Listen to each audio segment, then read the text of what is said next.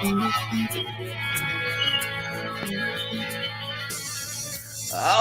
yeah. Hello and welcome to the FGH Radio Show. Whether you listen on Fishbowl Radio, watching us live on the Facebook page, live on the YouTube channel, listen to us on Apple Podcasts, Spreaker, SoundCloud, or Spotify, live or recorded any way you can afford it, baby. We thank each and every glory hole seeker for tuning in this week. I'm your host, Bo Stevens, and I'm joined here in the studio, as always, by my good buddy Longhorn. Longhorn, right off the top, buddy, I just got to say this. Let's do it. I just got fresh haircut the other day, and I'm seeing myself up here. I look so good. We should really be charging for this. In fact, I think Gabe's producing this. Gabe, if you could get us behind like a paywall for like OnlyFans, I think we should be. Mm-hmm. We can't just be giving this away. This is ridiculous. I think we're going to call it delusional.com / it's something we can workshop the name a little bit. It's not. Hey, if that ugly ass bitch Hawk Tua can get paid, I can get paid. I that's all I'm saying. Yeah, well, we are not Hawk Tua. We are FGH, and what we do is we make you money during the football season. That was a funny little open. I appreciate the randomness because that's better than the monotonous open that we normally do. So, basically, if we know that you bet football, we know that you know someone that bets football. I think it's legal in 27 states now, like a lot of them, and counting. Not Texas. Hot Wheels. It's actually legal in all the states that have become united and got together because it's legal in the United States. Just, some hey, United States, that's got a catchy name. Someone should use that. So Governor Hot Wheels, he needs to get on board with this. It's I think we took care of all the illegal immigrant problem. Let's work on the betting on football problem now if we get can. to the important stuff. That would be nice if we could do that. But like I said, either you or someone bets on football, and if you know someone, help them out. Tell them about FGH, because when you think about betting on football, we want you to think FGH. Think of us as your football stockbrokers. You don't have to. When you invest in the stocks, you're not sitting there day trading, investigating. What are these companies going to do? Are they on an uptrend, downtrend? No. You don't got time for that. You got your life. Go live your life. Let us take care of the football stuff. And then you just watch the money roll in. Just throw your money away on Hawk Tua coins. Probably what you did. Oh my God! Hey, let's make an FGH coin. That's what we should do. We should make an FGH coin. Yeah, put your face on it and be like, look how pretty I am. That's just shit's going to the moon. Who wouldn't want this pretty coin? So now you can connect with us in a bunch of ways. That's one of the things that we're proud of. We've got the radio show right here every Saturday mornings, 10 to 11 a.m. on Fishbowl Radio Network. We have multiple podcasts that we do during the football season at the Football Glory Hole podcast, anywhere you get your podcast. And then of course, we got our Patreon page, patreon.com/bet_FGH. That's going to be your best way to get connected and to start the process of becoming, clients and seeing how the money can make the football money work for you instead of you just last minute throwing out football bets that are never going to hit. So you can see at the bottom of the page right there, we've got some scrolls of all the ways you can connect with us. We're on everything. And lastly, we are the only in the world live streaming football handicapping platform. So we're right here with you through the thick and thin, through the good and the bad. We bet the games too that we put out to our clients. So when you win, we win. When you lose, we lose. You can come on here and you can tell us about our stupid bets. But like I always say, if you're gonna come on here and call us fucking idiots, at least put your face on camera and do it straight to us, because we can accept it that way, because we're gonna feel like idiots too when we lose, and that does happen. But in the long run, both of us hit 58% last year in football. So if you know anything about investing, period, whether it's football or stocks or whatever, the 58% is a money maker. Absolutely. All right, boys and girls, we're going to get into, so we've been going over every division, one division at a time. Longhorn's been telling us how they improved or didn't improve through the draft and some free agency and some undrafted free agent signings. And this and that, and just kind of giving you a quick overview of what the projections look like between me and Vegas on those teams. This week, we're going over the NFC North, the Norris Division, as Chris Berman's fat ass used to say. I don't know if he's still alive or not. I have no idea. Yeah. But either way, but before we get into that, we got to talk about TexasTelehealth.com. Let's face it, going to the doctor sucks. Having to schedule an appointment, take time off to work to drive there, and then wait up to an hour or more just to finally see the doctor.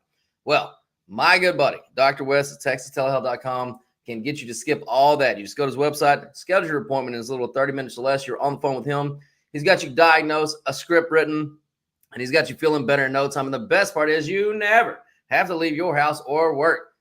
Again, at TexasTelehealth.com, they treat everything from the common cold, flu, ED, VD, weight loss too. You get that Ozempic, baby, for $119 for a 30-day supply, and your consultation is always free with accepted health insurance. So whether you got a penis turned green, a little too much size around your thighs, or yellow shit coming out of your nose, lungs, and eyes, go to TexasTelehealth.com right now and tell them that FGH sent you. That is Texas, TELE Health.com for all of your medical needs. I hear they even have a pill that you can take when your mind slips into delusion land and you think that you're like super, super good looking. There's probably a pill for that. I do. I forgot my pill. That's what happened. Just skip it, because like living in La La Land is way better than reality, man. It's so much better. It's so much better. RTS that bottle back to TexasTelehealth.com and say, look, man, I like thinking I'm the best ever. So I'm just going to stick with what I got. Yeah, it's so much better than real life. All right, we're going to go to the NFC North. I failed last week on the alphabetical, but again, I always make no promises. Letters are hard. Letters, that's, you get a pass. Letters are hard. All right, but I think maybe we'll get it right this week. We're going to start up in Chicago with those Bears. Oh, last year.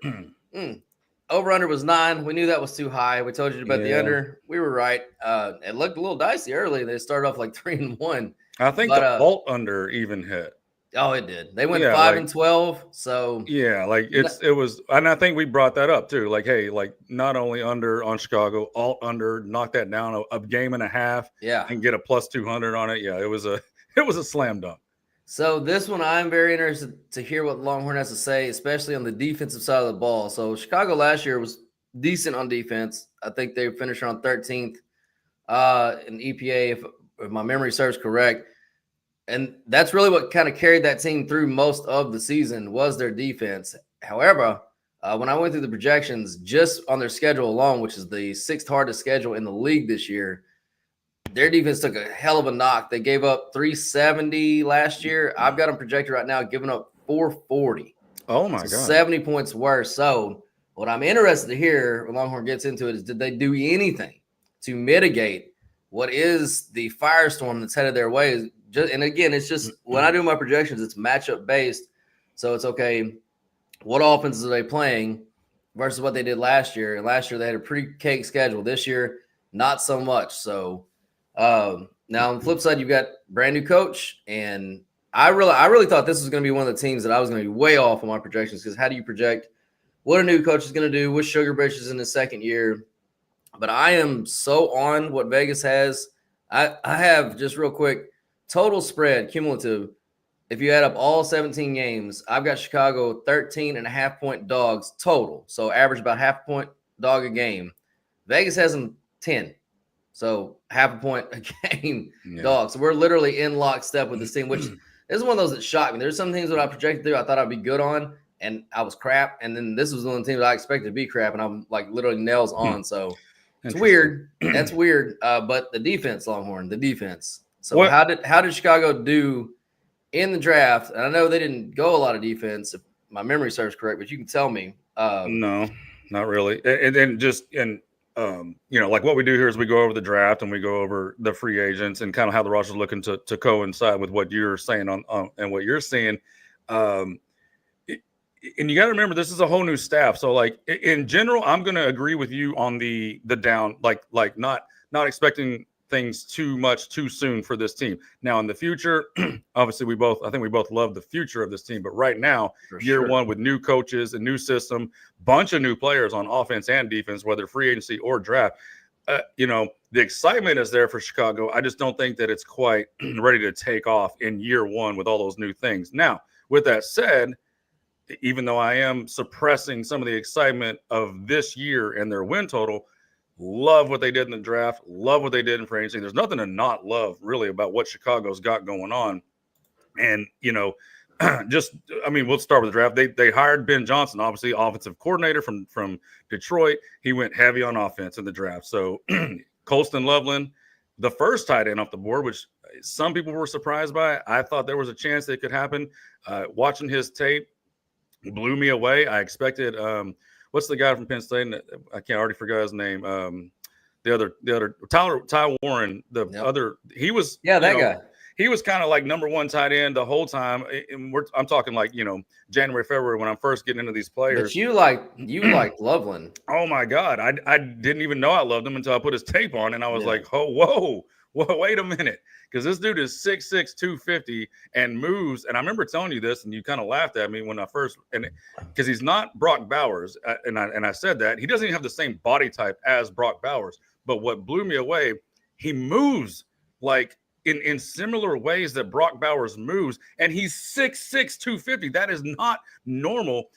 So I was just blown away by his tape. So, when it came to it, I wasn't surprised at all that he went tight end 1. And then they backed that up in the second round and took Luther Burden, one of my favorite receivers in this draft. Now, he does have small hands. He had a little bit of the drops and fumble-litis in college, but I mean, you put his tape on. He's Malik Neighbors like. He's got that kind of just, oh my God, with the ball in his hand. Then they backed it up. They had 2 second round. Actually, they ended up with 3 second round picks. They must have done some trading. Ozzie Trapillo, the tackle from Boston College, he was one of my favorite day 2 tackles. So there's a project going forward. Maybe he develops into a starter maybe next year. Hopefully they don't need him this year because they made some moves on offense. They made a lot of moves. But then they took Shamar Turner, the defensive tackle, the other defensive tackle out of A&M.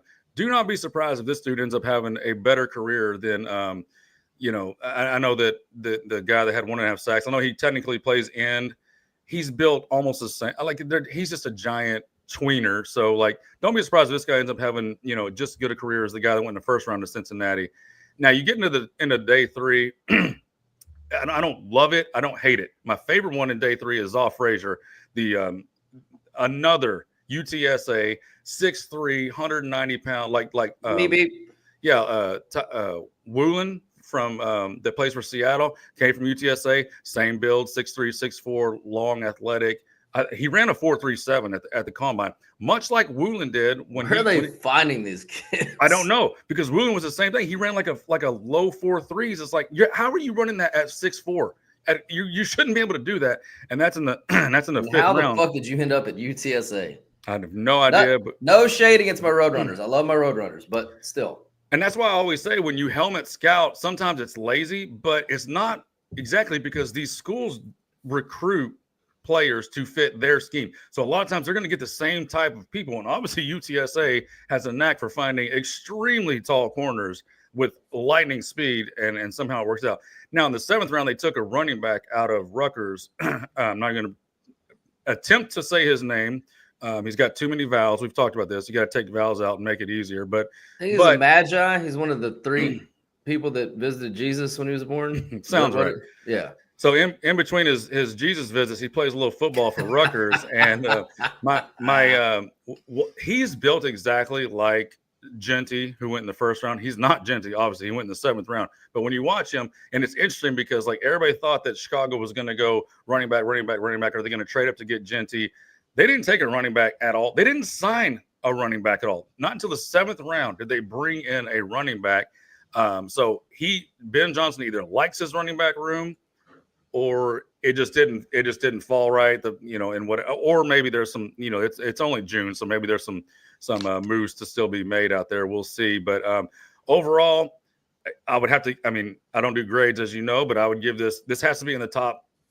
I mean, if you're being really critical, I'd say top 10. I'd say more like top 5 or 6 drafts that teams did. Loved it from top to bottom, and then we can get into the free agents in a minute. So the people at Athletic gave them a B-. Dane has them his 7th best class, so he agrees with you. Yeah, that makes more sense.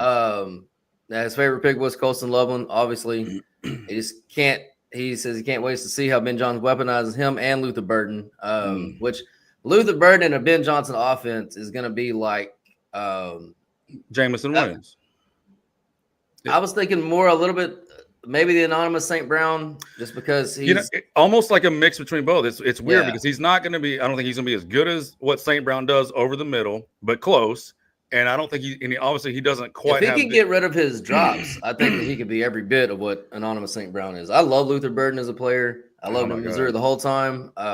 He made that offense go absolutely. So Just nasty. I've always liked him. I mean, he was, through the whole process, he was in discussion of wide receiver 1, for a long time leading up to the draft. It wasn't until like we got into the real season where he started to really fall. So Yeah, he had a worse last year than he did the year before. So, but still, that sometimes that works out where you get. I don't like the number they put on him, 87. I hope that changes by the time they get, start it's a cutting tight some end players. number. I Man, know it's gross. he's a small, receiver that just those big numbers don't look good on a small slottish type build. But maybe that'll change when they start cutting people. We'll see.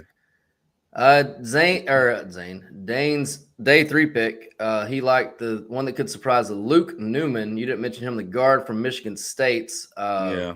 He said Jonah Jackson played in only 4 games last season because of injuries. If he misses time in 2025, Newman will be competing for starting reps. A former left tackle at Holy Cross, Newman moved inside the guard at Michigan State at 2024. Became a draftable player with his quickness and hand strength and overall demeanor.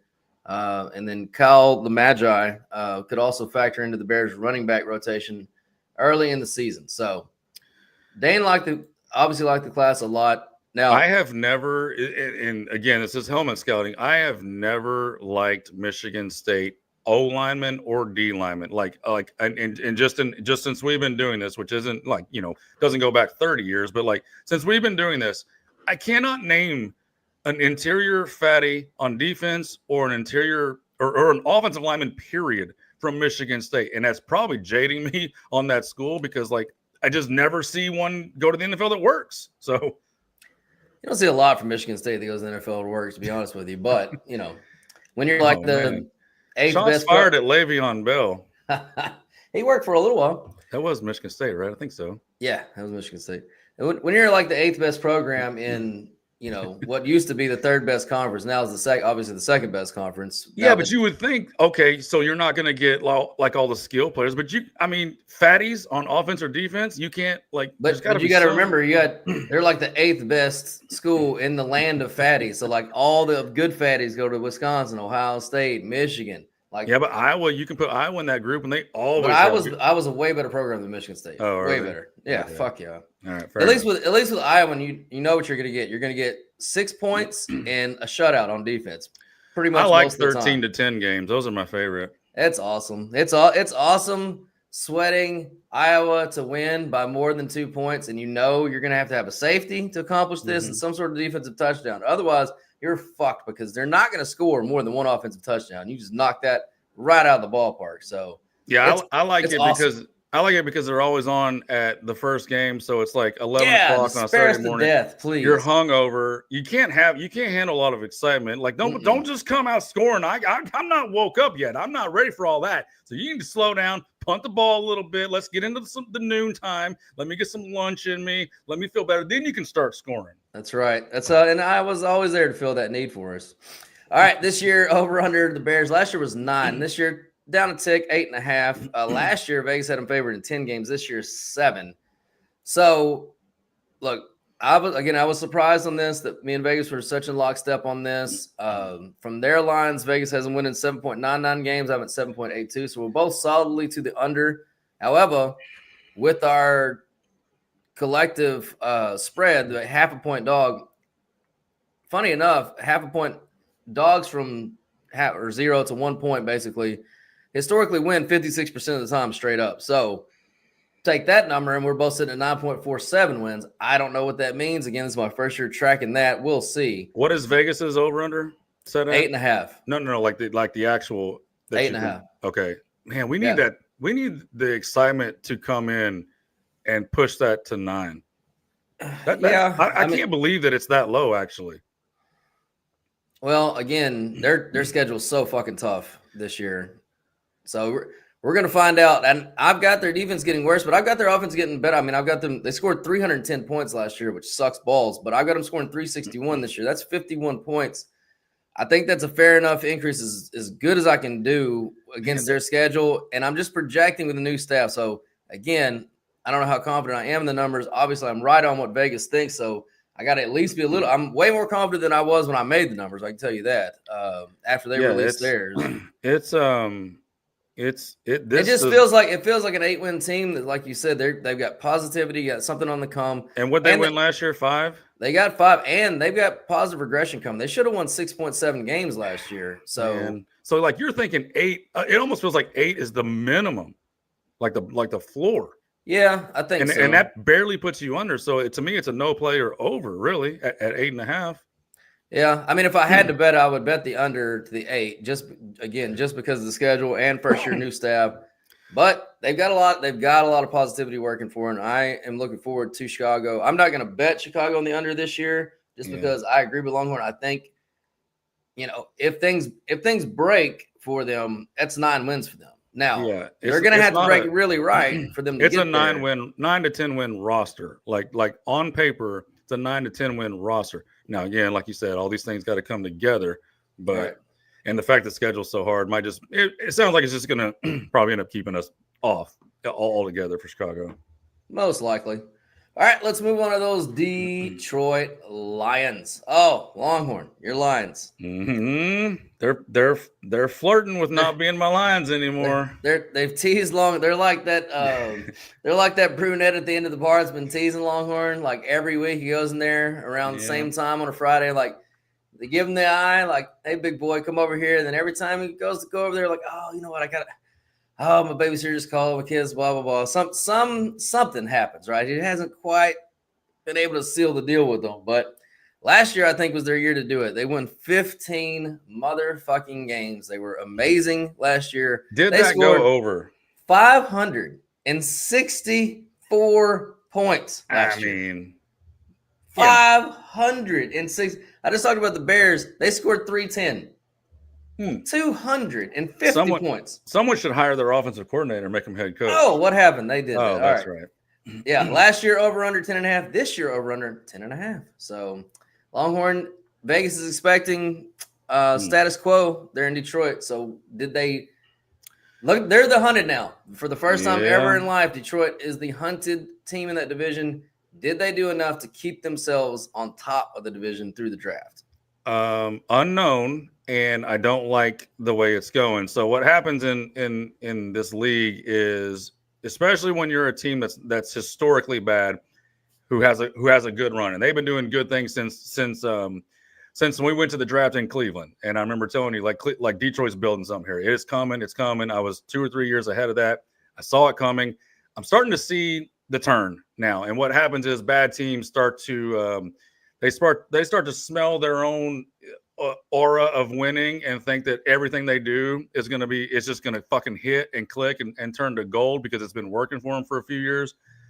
I just don't I don't like the way it went. And that's on top of bringing in 2 new coordinators. Like you just say, just lost Ben Johnson, who put up 500 some points. So the draft specifically, Tyleik Williams, fine. You took a defensive tackle at the end of the first round. Should have gone the second. Whatever. It's the end of the first round. You're at second round graded players there, anyways. Don't have a huge problem with that, and kind of like the player. Fine. Whatever. Now, knowing what we know now, that the center Ragnow was going to retire, and we know that Detroit knew that explains the 2nd and 5th round pick of taking 2 offensive linemen, which at the time, since we didn't know, I was like, what the fuck are they doing? They already got a really good offensive line. I don't understand spending 2 draft picks in your top 4 on a position that you don't need. We know that they knew they needed it then, so that makes a little bit more sense. And Tate Ratledge, they're going to move. He played guard at Georgia. Word is they're going to kick him in and give him the first shot to win that center job and see how that goes. But let's get to Isaac TeSlaa. TeSlaa, it's not Tesla, it's TeSlaa. This is what I'm talking about just like everything we do. Fuck all y'all. We know better than you. This is going to turn and work out. They traded up, gave up a future 3rd, I think it was, like next year's 3rd and change to go get a guy that they could have got in the 4th round ish somewhere. Now they didn't have a pick. Never even heard of this kid. No. Yeah, I know. I mean, athletically, I don't know if you have his athletic score. It's off the charts, but his production's not. This was a weird, random dart throw. Well, I'll give them a pass on production just because they literally had nobody to throw the football at Arkansas. Their offense was so poverty. Whatever. This is a heat check. This is like Seth Curry being like he's made like 10 fucking. Now he's pulling up for half court. He's like, let me try. As soon as he crosses half court, like, let me show you what I can do. And so I don't like it. Now we go to the third day picks. Don't like a lot of those either. Honestly, the edge they took out of Boise, good production, but he's short. He's short and compact, which doesn't kill you as a defensive end or a pass rusher. And if you have long arms, you must have the long arms to negate the short stature. He's short and has short arms, so I don't like that. Miles Frazier will be my best, day 3 pick for them. He's like he's like a 3 or 4 year starter at LSU. So that's a guy that's going to come in and be instant death. But yeah, overall, arrows going down for Detroit. I've got some new teams that are my new pet cats. So Detroit's fading out, and they'll still be good, because the roster's really good. But it's not. I mean, now they just went from top 2 or 3 offensive line. Are they even top 10 anymore? I'm serious, because the guard center guard is all new. Now Sewell and Decker, those are 2 all-pro-ish type players. You're great at tackle, but your middle is you have question marks now. I can't put you in the top 10, or if I do, it's like at 9 or 10. So I don't know, man. There's a lot of question marks in Detroit going forward. Yeah, that's a problem too with Goff. Which Goff's generally pretty quick with the ball, but you pressure any quarterback up the middle, it's a problem, especially when you can't move like Goff and you don't have like special arm talent to be able to throw from different slots, do the Mahomes, type, John Wayne type, special throws. We can just kind of slide and do like Goff can't do that. No, so, he gets off his mark. He's kind of fucked. Yeah, he's toast. So last year they were favored in 13 games. This year they're favored in 12. Again, over under same 10.5. Vegas through their lines is projecting 9.69 wins. I'm at 9.86. We're both solidly to the under on this team.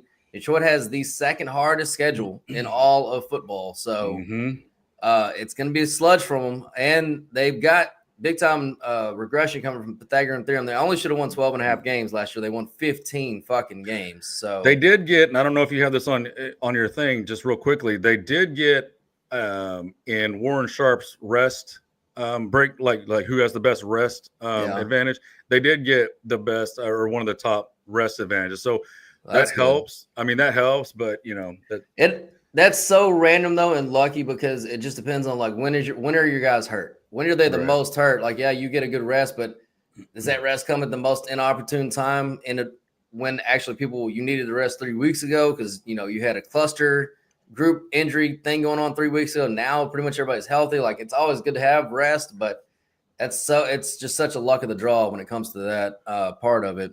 Now, if you look at their cumulative spread, I've got Detroit on average 2.88 point favorites for the season. Vegas has them at 2.3 point favorites, so we're right there together. Basically going to be about a 2 to 3 point favorite in every game on average. I've got them 49 points better to the spread.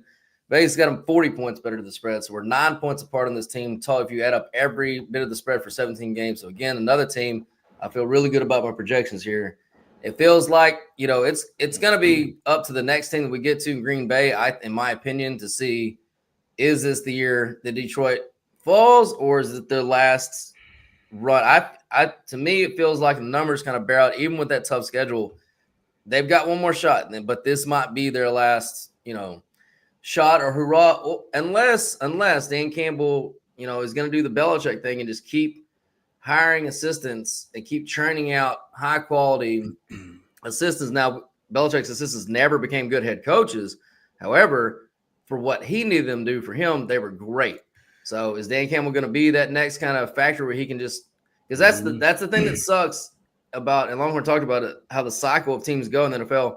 That's a big part of it, because once you have success, people are coming for your coaches. They're coming for your staff. They're coming for everything. Anything that looks better than what they got, they're going to throw money at them. They're going to come get them. That's just a part of the life of head coaches. You have a limited window of success with your guys. And if what's his name wanted to leave last year, he could have. He just chose not to. Ben Johnson chose to stay one more year. So he gave Dan Campbell one more shot at it. But you can't blame the guy for moving on when he did. And I'll just say this real quick so we can move on to the other teams. But I think that this team is one good pass rusher. Not even doesn't have to be great, but go get either trade for a good pass rusher or sign whichever. Like there's a Matthew Judon type players out there that are still available. What's the guy that was the number one pick? That goes Chase Young. No, the old. God damn it, the one that, holy shit. Anyways, I'll think of his name, but he's still available too. He played for Carolina last year. What I was going to. Oh, you're talking about you're talking about Clowney. Clowney, yes, Jesus Christ, yeah. So go get one of them. And what I was going to say is, I think this team has a chance to actually, and you won't hear this anywhere. I think this has a chance to be a defensive led team and not offensively led, because if they get that other pass rusher, and with the way they've drafted all these young players and all this talent they have on defense, and as you know, I was not a believer in Aaron Glenn, the defensive coordinator. I don't know how this guy got lumped in to be in like this great defensive coordinator for what? Like what did the Detroit defense do that was like, oh my God, we got to go get Aaron Glenn? They gave up 50 points at home to a rookie in a playoff game. Is that good? It's the weirdest thing I've ever seen. So I think that the new coordinator could be an upgrade, and they keep building and drafting young, good players on defense. So hot sports opinion, I think this could be a defensive-led team. The offense we think is going to be a little bit throttled down with the loss of Ben Johnson, period, is going to throttle you down. So it's going to have, like, you can't project a team to score 560 points. So it was always going to be a projection lower on the offense no matter what, because that's a historic thing that you just can't count on. Oh, we're just going to go score 560 fucking points every year. Like, no, that's not how football works. So that was always coming back to earth a little bit. And they brought in DJ Reed, a fantastic cornerback from the Jets, to kind of solidify. They took two a first round and second round cornerback in last year's draft. So they've put the pieces in to kind of become a defensive-led team. It just feels like it's that other pass rusher away from being like in that, top 5 type defense. All right, let's move on to Green Bay. I think I've got the alphabet thing licked this week, so it's pretty easy. I don't want to brag too much. Those Packers, we were just in Green Bay Longhorn. Love that city. Love the town. Love the people. Great fucking people. Great people. They're the best people. The over-under last year was 10.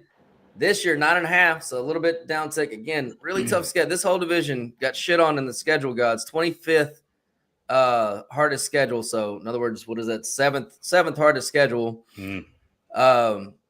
So it's just gonna be tough sledding for the North, but they're a good football team. Did they get better? Did they do the things to take the step to take down the giant that is the Detroit Lions now? Well, I don't necessarily believe that, but I think that the playing field got level, like we just talked about with Detroit, where they could easily. Oh, by the way, the Athletic gave the Lions. Oh, yeah. They gave out 4 Fs, and they're one of them. Holy shit! Yeah, it wasn't good. It wasn't good. Yeah, but way to fucking bury the lead there. That was awesome. Sorry, you get an F, Detroit. You suck. F. So didn't love here, and here's another thing that we've learned from doing these drafts and going to all these drafts that we travel to every year. Green Bay always does. Wars are everywhere. And Green Bay always does things their own way. They're one of those teams that, like, you think they're going like, oh, they need a wide receiver here. Here's a group they're going to take. It's somebody just off the fucking charts. Here's a third round. They need linebacker or DT. Here's a pocket of players they could take. It's somebody you never even like. That's just what they do. Now, I can't argue with it because they always have a really good roster and a good team. So they do things their own way. So it's a long way of saying I'm never going to really like their draft a whole lot personally, but they seem to be able to find these players that work out for them. Zach Tom is a perfect example. They took him out of Wake Forest. I think he played for Wake Forest. Hated him. They reached for him. He's like one of their best offensive linemen that no one's ever heard of. So like they just do this. Now Matthew Golden in the first round, we broke down the player. I like the player. That's a good range to get him at 23 in the first round. Can he be the number one? That's the question for them. We'll see.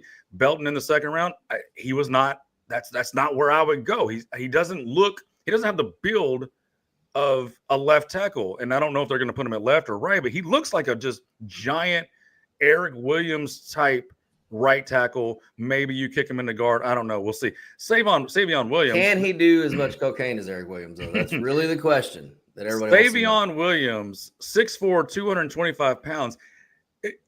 How often do we all see high school players that go to, Georgia, Texas, they go to these big schools, and their label is athlete, because we don't know where we're going to play him yet. We're going to play him somewhere because he's a fucking amazing athlete. Rarely do you see a guy going to the NFL and his label is athlete. I know they're putting him as a receiver. This is Cordell Patterson. Like, this is Cordell Patterson. Like, that's literally what he is. I don't know if he can be a good receiver. I don't know if he can be a good running back. He can do something in the NFL with the ball in his hands. But would I have taken him in the third round? Fucking absolutely not in that range. If you go back and look at the third round, you saw some fantastic, skilled receivers. Again, they do their own thing. Now, one of my favorite picks they took is Barron Sorrell, the defensive end out of Texas. That's a great pick. The end of the fourth round. My comp on him was Matthew Judon, who we just talked about, 6'3", about 260, 265, but fucking just brute strength power. So like he's not gonna run around you. He's not gonna blow you away on the athletic testing. But he's so strong and can just put your chest. He goes right through your chest and put your dick in the dirt, that you have to respect that, so that you get a little lazy on the outside turn that he can get to. So, look, overall, middle of the pack draft for me, but they know what they do. They're pretty good at knowing what they're doing at Green Bay, and I do think that they're probably the best chance to take this division outside of Detroit. All right, well, it was kind of a split on the opinions at the Athletic, and it's funny because I'm going to say something to me, but Longhorn doesn't read this information. No, I have this information, so right. I always like it when him and this stuff kind of line up. So overall, they gave the Packers an A-. So oh my God, one of their best grades. But Dane has them his 20th rated class. So you got a complete split here. Now, his favorite pick was Matthew Golden. This is a great nugget. Matthew Golden was not alive the last time the Packers drafted a first-round receiver. Oh, man. That's fantastic. So he really liked him. But his day 3 pick, who could surprise, your boy, Barron Sorrell. He said, one of my favorite prospects in the entire draft. Sorrell's big, strong edge presence who moves well and can discard blocks with his heavy hands.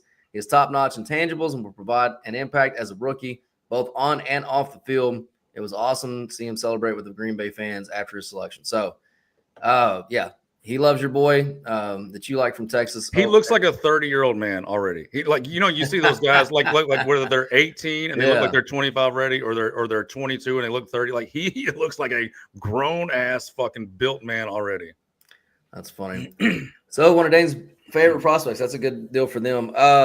Overall on Green Bay, so they were right on their Pythagorean theorem last year. They got 11 wins. They should have won 11. They scored 460. The offense was good. 338. Defense was good. I've got them right about then again. I've got them at 9.18 projected in my lines. Vegas is solid 10s. They're solidly over. So we're a little bit split there. However, on the total spread, we're both the same, 8.33 wins. So again, we'll see what all that means. But overall, I've got the defense giving up a few more points. Their offense scoring a few little points. It's all basically just schedule driven, just because the schedule is so hard. But it wasn't a big difference between last year and this year. And as far as the total spread, I've got Green Bay minus 27. If you had all 17 games up, Vegas has them minus 30.5. So we're 3.5 points apart on this team.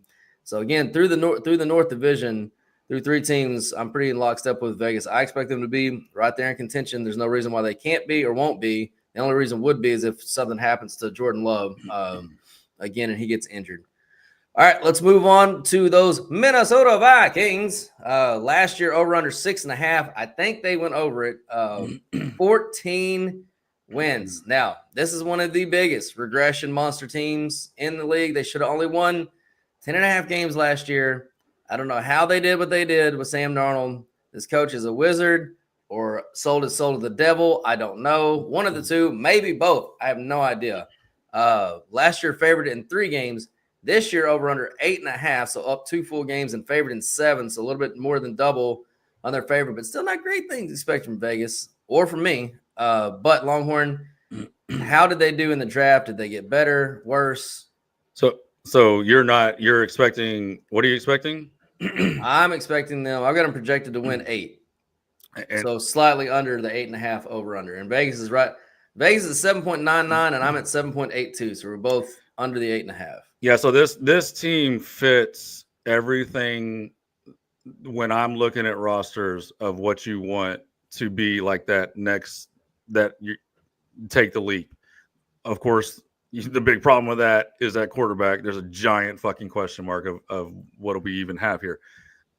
Now, with that said, there was a giant question mark with Sam Darnold at quarterback on this roster last year. That wasn't a question mark. You had a guy that couldn't play, and then all of a sudden he won 14 games. Exactly. So, like, and we're hearing nothing but good things from JJ McCarthy on and off the field. So, like, am I inclined to buy into the JJ McCarthy combination with this obviously awesome head coach that they have? I am, especially with this roster that they have around him and a roster that's gotten significantly better since last year. So, you know, I told you that I'm expecting Detroit to take a step back. I'm expecting the rise of Chicago to not quite be ready. Green Bay, I think, is in the driver's seat. But if you're asking me who can be the sneaky North winner in this division, and especially at probably the price point you can get them at, it's definitely Minnesota. Because I mean, if JJ is just what, I mean, we don't even think Sam Darnold's that good. We just don't. So, like, if he can just be, no, we know he's not good, right? So if he can just be as not good as Sam Darnold, this is a fucking 10-11 win team. Period. So, like, I really want to pick them to win the division. Honestly, and I'm definitely going to be on the over 8.5 or whatever you said it was. So they've got the fourth hardest schedule in the league, but that hurts. Well, the whole division. That's his whole. Yeah, the division is part of it. Relative to each other, they've got they're 28, Detroit's 25, or sorry, Green Bay's 25, Detroit's 31, 26. So they've got the second hardest schedule in the division. I mean, that hurts, and the fact they did not do a lot in the draft. And the draft to me is, I mean, again, it's got to be one of the. It has to be in the bottom 5. It just has to be. Like, there's no way around it. So we're running out of time. So I'll just say the Athletic overall, the grade D-, but Dane, this is his worst class, 32nd class. Okay, yeah. There's not enough players. They only drafted 5 players. They had a trade offer on the table to move out of the first round. Didn't take it to stick and pick a guard. Stick and pick a guard who Dane says Jackson was more. He saw him as more of a second round player than a first rounder. So he stuck and pick a guard that, you know, most people, Longhorn and Dane included, were like, yeah, you know, basically second round guard. Now let me give you some just real quick flowers on Ty Felton. They got him at the end of the third. Really like that player. Lightning speed. His frame is a problem. 6'1", only 183 pounds. But you got him at the right spot, and his tape was really fun to watch. If you haven't seen him play, go watch Ty Felton. But as far as the roster, I mean, they brought in center guard is all new. Donovan Jackson, Ryan Kelly from Indy, and also Will Fries from Indy. So, and to go along with already one of the better offensive tackle tandems in the league. So it just, everything's here for this team. It really, and I didn't bring it up, but the undrafted free agent, they took one of my favorite guys, Tyler. I'm your daddy Batty out of BYU. I thought he'd go late in the draft, maybe 5th, 6th, 7th. Fell out of the draft. His athletic scoring is off the charts.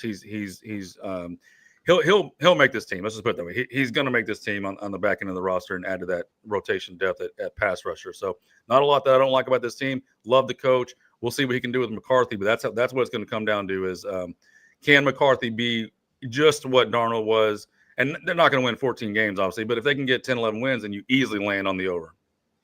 Yeah, and I don't know if they're going to make the under list for me or not. It will be one of those ones that I won't be excited about taking the under just because usually this is a slam dunk situation for me. But seeing what that dude could do with Sam Darnold last year And it's not, if you watch the Minnesota games, it's not like Sam Darnold all of a sudden was magically awesome. He wasn't. He was the same old Sam Darnold, but this coach is so good at scheming this shit up. And Look what he did with Cousins. Look what he did with Cousins. Yeah. I mean, like, this dude is, and I think Cousins went to Atlanta and instantly couldn't play anymore. Like, what the fuck happened? And there's some injury, obviously, factor there, but it does coincide right when he left Minnesota.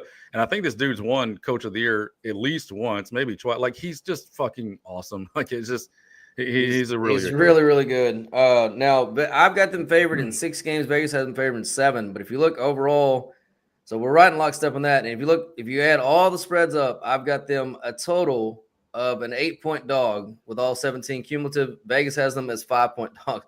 So we're literally 3 points apart for the entire season on this Minnesota team. So again, another team I'm in lockstep with Vegas.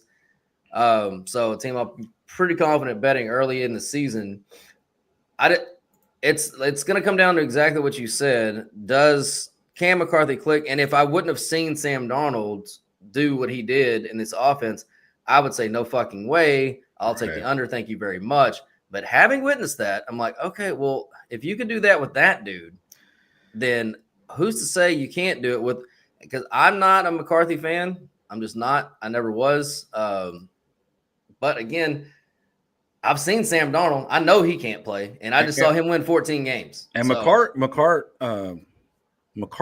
I could be totally wrong, and that kid could be fucking awesome. Well, he does have an element to his game that Darnold doesn't, which is the legs. Yeah, like he will beat you with. I mean, he's not Lamar Jackson, but he will beat you with the legs. So it's a whole new element to this offensive minded coach that it's just going to add wrinkles to the offense.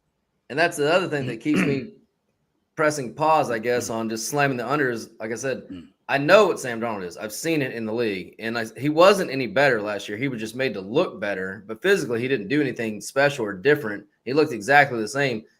I don't know what McCarthy is. I don't think he's going to be a good player, but I could be totally fucking wrong. And if I'm wrong and he could actually play with this coach, well, then you can hang it up. Everybody can just go kick rocks after that, because if this dude comes out and he's better than Goff, better than Love, and he's got this coach and he's got this roster, y'all are all fucked. So yeah, and so this is definitely, like, if I do take the over, which I almost likely will, it's going to be an alt over. I'm gonna get some plus money, because like they're not going to just.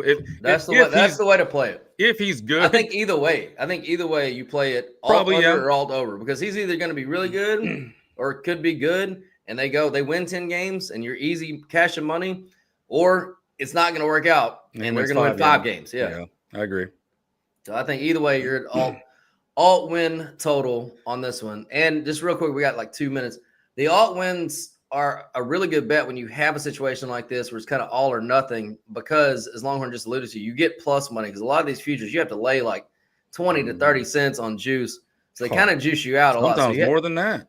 Yeah, you have to hit at a really good clip, which we do. I think we went 6 out of 9 last year, so 66%. That's generally we live around the 60% range on the futures when we bet them and put them out to the clients.